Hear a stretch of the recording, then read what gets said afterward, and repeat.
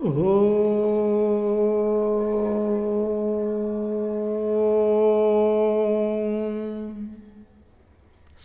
ಗುರು ಬಸವಲಿಂಗಾಯ ನಮಃ.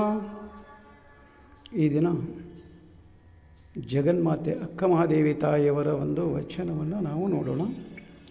ಗುರುಪಾದ ತೀರ್ಥವೇ ಮಂಗಳ ಮಜ್ಜನವೆನಗೆ, ಗುರುಪಾದ ತೀರ್ಥವೇ ಮಂಗಳ ಮಜ್ಜನವೆನಗೆ, ವಿಭೂತಿಯೇ ಒಳಗುಂದದ ಅರಿಶಿಣವೆನಗೆ, ವಿಭೂತಿಯೇ ಒಳಗುಂದದ ಅರಿಶಿಣವೆನಗೆ, ದಿಗಂಬರವೇ ದಿವ್ಯಾಂಬರವೆನಗೆ, ದಿಗಂಬರವೇ ದಿವ್ಯಾಂಬರವೆನಗೆ, ಶಿವಭಕ್ತರ ಪಾದ ರೇಣುವೆ ಅನುಲೋಪವೆನಗೆ, ಶಿವಭಕ್ತರ ಪಾದ ರೇಣುವೆ ಅನುಲೋಪವೆನಗೆ, ರುದ್ರಾಕ್ಷೇ ಮೈದುಡಿಗೆಯನಗೆ, ರುದ್ರಾಕ್ಷೇ ಮೈದುಡಿಗೆಯನಗೆ, ಶರಣರ ಪಾದಂಗಳೇ ತೊಂಡಿಲು ಬಾಸಿಂಗವೆನಗೆ, ಶರಣರ ಪಾದಂಗಳೇ ತೊಂಡಿಲು ಬಾಸಿಂಗವೆನಗೆ, ಚನ್ನಮಲ್ಲಿಕಾರ್ಜುನನೇ ಗಂಡನೆನಗೆ, ಚನ್ನಮಲ್ಲಿಕಾರ್ಜುನನೇ ಗಂಡನೆನಗೆ, ಆನು ಚನ್ನಮಲ್ಲಿಕಾರ್ಜುನನಂಗೆ ಮದುವಳಿಗೆ,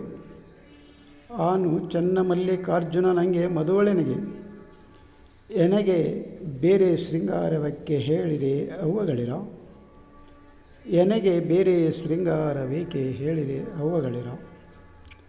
ಇಲ್ಲಿ ಅಕ್ಕ ಮಹಾದೇವಿ ತಾಯಿಯವರು ಏನು ಹೇಳ್ತಾರಂದ್ರೆ, ಅಕ್ಕ ಮಹಾದೇವಿ ತಾಯಿಯವರಿಗೆ ಅಲ್ಲಿ ಒಂದು ಮದುವೆಯ ಒಂದು ಪ್ರಸ್ತಾಪವನ್ನು ಅವರ ತಂದೆ ತಾಯಿಗಳು, ಊರಿನ ಹಿರಿಯರು, ಬಂಧು ಬಳಗ ಎಲ್ಲ ಮುಂದಿಟ್ಟಾಗ ಅದಕ್ಕೆ ಅಲ್ಲಿ ಮದುವೆ ಅಂದ ಮೇಲೆ ಎಲ್ಲ ಥರದ ಒಂದು ಮದುವಳಿಗೆಗೆ ಶೃಂಗಾರ ಮಾಡ್ತಾರೆ. ಅಲ್ಲಿ ಸುರ್ಗಿ ಅಂತ ಹೇಳಿ ಮಾಡ್ತಾರೆ, ಮತ್ತು ದಾರಿ ಎರಿತಾರೆ, ಬಾಸಿಂಗ ಕಟ್ತಾರೆ, ಮತ್ತು ಆಭರಣಗಳನ್ನು ಹಾಕ್ತಾರೆ, ಒಳ್ಳೆ ಬಟ್ಟೆಗಳನ್ನು ಅವರಿಗೆ ಮದುಮಗಳಿಗೆ ತೊಡಿಸ್ತಾರೆ. ಅದಕ್ಕೆ ಇಲ್ಲಿ ಅಕ್ಕ ಮಹಾದೇವಿ ತಾಯಿಯವರು ನನಗೆ ಈ ಉಡುಗೆ ತೊಡುಗೆ ಆಮೇಲೆ ಈ ಸುಗಂಧ ಲೇಪನ ಇವುಗಳೆಲ್ಲ ಯಾವುವು ಮತ್ತು ನನ್ನ ಗಂಡ ಯಾರು ಅನ್ನೋದನ್ನು ಈ ವಚನದಲ್ಲಿ ಅವರು ಹೇಳ್ತಾ ಇದ್ದಾರೆ. ಗುರುಪಾದ ತೀರ್ಥವೇ ಮಂಗಳ ಮಜ್ಜವೆನಗೆ, ಗುರುಗಳ ಪಾದದಿಂದ ತೊಳೆದಂಥ ನೀರು ಏನಿದೆಯಲ್ಲ, ನಾವೇನು ಪಾದೋದಕ ಅಂತವೇ ಅದೇ ನನಗೆ ಮಂಗಳ ಮಜ್ಜವನಿಗೆ. ನಾವಲ್ಲಿ ಸೂರ್ಯರ ಕಳಸದ ನೀರು ಅಂತ ಏನು ಹಾಕ್ತಿದಾರಲ್ಲ, ಹಾಗೆ ಆ ಗುರುಪಾದ ತೀರ್ಥನ ನಾನು ಅದೇ ನನಗೆ ಮಂಗಳ ಮಜ್ಜನ ಅಂತ ಹೇಳ್ತಾರೆ. ಹಾಗೆ ಮುಂದೇನು ಹೇಳ್ತಾರೆ, ವಿಭೂತಿಯೇ ಒಳಗುಂದದ ಅರಿಶಿಣವೆನಗೆ. ಹೇಗೆ ಅಲ್ಲಿ ಮದುಮಗಳಿಗೆ ಒಂದು ಅರಿಶಿಣವನ್ನು ಹಚ್ತಾರೋ, ಅದು ಅರಿಶಿಣ ಬದಲಾಗಿ ನನಗೆ ವಿಭೂತಿನೇ ಒಂದು ಅರಿಶಿಣ ಇದ್ದ ಹಾಗೆ ಅಂತ ಇಲ್ಲಿ ಹೇಳ್ತಾ ಇದ್ದಾರೆ. ಹಾಗೆ ಮುಂದೇನು ಹೇಳ್ತಾರೆ, ದಿಗಂಬರವೇ ದಿವ್ಯಾಂಬರವನಿಗೆ ಅಂದರೆ ಏನು ಅಲ್ಲಿ ಒಂದು ರೇಷ್ಮೆ ಸೀರೆಯನ್ನು ಬೆಲೆ ಬಾಳುವ ಕಿಮ್ಮತ್ತಿನ ಒಂದು ಸೀರೆಗಳನ್ನು ಅಲ್ಲಿ ಮದುಮಗಳಿಗೆ ಉಡಿಸ್ತಾರೆ. ಅದಕ್ಕೆ ಅಂತಹ ಯಾವ ಒಂದು ಉಡುಗೆ ತೊಡುಗೆ ಬೇಡ, ನಾನು ದಿಗಂಬರೆಯಾಗಿ ಏನು ಇದ್ದೇನಲ್ಲ, ಇದೇ ನನಗೆ ದಿವ್ಯಾಂಬರ, ಇದೇ ನನಗೆ ಬೆಲೆ ಬಾಳುವ ಉಡುಗೆ ತೊಡುಗೆ ಅಂತ ಹೇಳ್ತಾರೆ.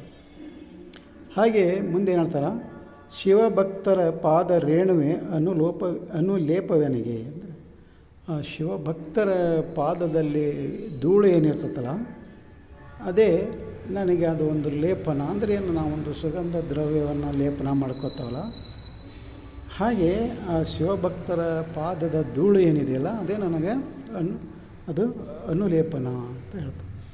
ಅದೇ ರೀತಿ ಮುಂದೆ ಹೇಳ್ತಾರೆ, ರುದ್ರಾಕ್ಷಿ ಮೈದೊಡಿಗೆಯನಿಗೆ.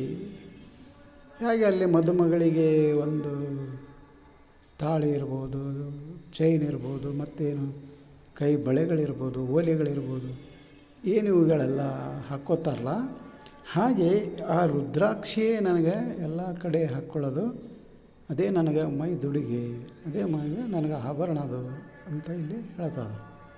ಹಾಗೆ ಮುಂದೆ ಹೇಳ್ತಾರೆ, ಶರಣರ ಪಾದಂಗಳೇ ತೊಂಡಿಲು ಬಾಸಿಂಗವೆನಗೆ.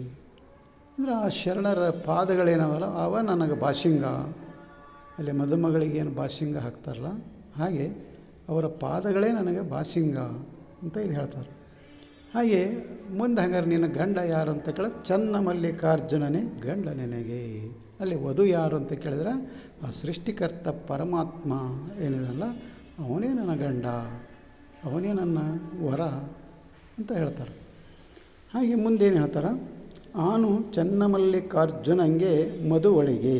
ಅಲ್ಲಿ ಆ ಚನ್ನಮಲ್ಲಿಕಾರ್ಜುನ ಏನು ವರ ಆಗ್ತಾನಲ್ಲ ಅಲ್ಲಿ ಆ ಚನ್ನಮಲ್ಲಿಕಾರ್ಜುನನಿಗೆ ನಾನು ಮದುಮಗಳು, ಅವನು ನನ್ನ ವರ, ನಾನು ಅವ ಮದುಮಗ ಆದರೆ ನಾನು ಮದುಮಗಳು ಚನ್ನಮಲ್ಲಿಕಾರ್ಜುನನಿಗೆ ಅಂತ ಇಲ್ಲಿ ಹೇಳ್ತಿದ್ದಾರೆ. ಅದೇ ರೀತಿ ಮುಂದೆ ಏನಂತಾರೆ, ಎನಗೆ ಬೇರೆ ಶೃಂಗಾರವೇಕೆ ಹೇಳಿರಿ ಅವ್ವಗಳಿರ ಅಂತ ಹೇಳಿ ಪ್ರಶ್ನೆ ಮಾಡ್ತಾರೆ ಅವರು. ಅಂದರೆ ನನಗೆ ಈ ಉಳಿದದ್ದು ಎಲ್ಲ ಲೌಕಿಕ ಜನರು ತೊಡುವಂಥ ಉಡುಗೆ ತೊಡುಗೆ ಮಜ್ಜನ ಅವುಗಳೆಲ್ಲ ಯಾವುದೂ ನನಗೆ ಬೇಕಾಗಿಲ್ಲ. ಲೇಪನ, ಸುಗಂಧ ದ್ರವ್ಯ ಲೇಪನ, ಅರಿಶಿಣ ಲೇಪನ ಇವುಗಳೆಲ್ಲ ನನಗೇನು ಬೇಕಾಗಿಲ್ಲ. ಇವೆಲ್ಲವೂ ಏನಿದಾವಲ್ಲ ಗುರುಪಾದ ತೀರ್ಥ ಮಜ್ಜನ, ವಿಭೂತಿ, ಅರಿಶಿಣ, ದಿಗಂಬರ ದಿವ್ಯಾಂಬರ, ಶಿವಭಕ್ತರ ಪಾದದ ಧೂಳು ಅನುಲೇಪನ, ರುದ್ರಾಕ್ಷಿ ಮೈದೊಡಿಗೆ, ಶರಣರ ಪಾದಂಗಳೇ ಬಾಸಿಂಗ, ಚನ್ನಮಲ್ಲಿಕಾರ್ಜುನ ಗಂಡ, ಇವು ಎಲ್ಲ ನನಗೆ ಇದ್ದಾವಾಗ ಮತ್ತು ಬೇರೆ ಶೃಂಗಾರ ಯಾಕೆ? ಈ ಲೌಕಿಕ ಜನರು ತೊಡುವಂಥ ಬೆಲೆ ಬಾಳುವ ವಸ್ತುಗಳು ನನಗೆ ಬೇಡ, ಅದು ನನಗೆ ಅದಕ್ಕೆ ಬೇಕು ಅಂಥೇಳಿ ಅಲ್ಲಿ ಅಕ್ಕಮಹಾದೇವಿ ತಾಯಿಯವರು ಅಲ್ಲಿ ಪ್ರಶ್ನೆ ಮಾಡ್ತಾರೆ. ಅದಕ್ಕೆ ಈ ಇತಿಹಾಸದಲ್ಲಿ, ಪ್ರಪಂಚದಲ್ಲಿ, ಜಗತ್ತಿನಲ್ಲಿ ಯಾರಾದರೂ ದೇವನೇ ನನ್ನ ಗಂಡ ಅಂತ ಅಂದ್ಕೊಂಡು ಆ ದೇವರಿಗೆ ಸತಿಯಾದವರು ಯಾರಂದ್ರೆ ಅಕ್ಕಮಹಾದೇವಿ ತಾಯಿ.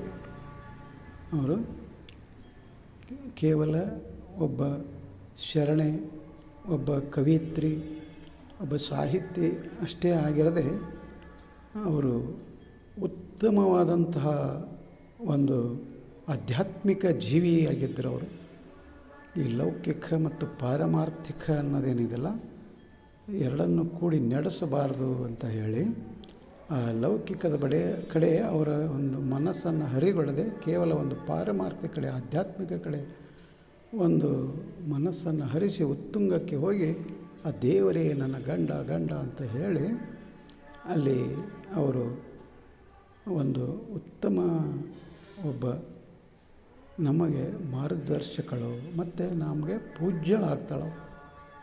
ಅದಕ್ಕೆ ನಮ್ಮ ಜನ ಯಾರ್ಯಾರನ್ನೂ ಪೌರಾಣಿಕ ಕಥೆಯಲ್ಲಿ ಬರುವಂಥ